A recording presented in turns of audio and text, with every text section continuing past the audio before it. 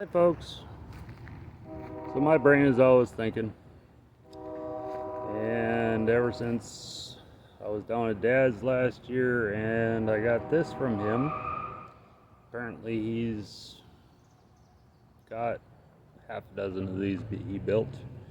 They're in a creek out back for decoration. This one was damaged in a storm, but the wife liked it and he gave it to her. Looks like it's missing a couple paddles and it's a little bent. Anyways, ever since I got this thing, we have a farm out of town that has no power or water.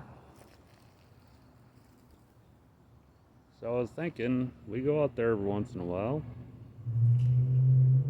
I was thinking, why couldn't I come up with a water supply system using something like this? Because there is a natural spring that comes out of the side of the hill down in the bottom. And I'm not sure how many gallons per minute there is, but I believe there's enough to make this thing spin and supply water. It'd be a pretty good grade up the hill, but I was wondering why I couldn't take and pull this center shaft out, build some bearings and a shaft, and then figure out a big enough pulley to make a GM one wire alternator run about 700 RPM. I'd have to dam up the spring flow somehow to get this thing spinning,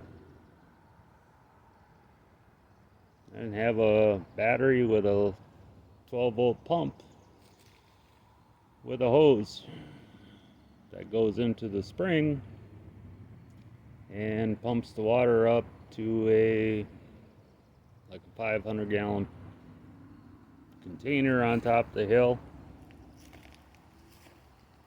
and then gravity feed the house. At least we could flush the toilets and have some running water.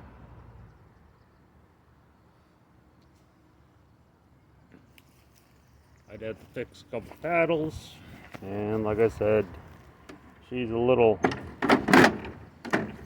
bent up, but I think I could straighten it up if I could get the water flow to go over it properly with some good bearings.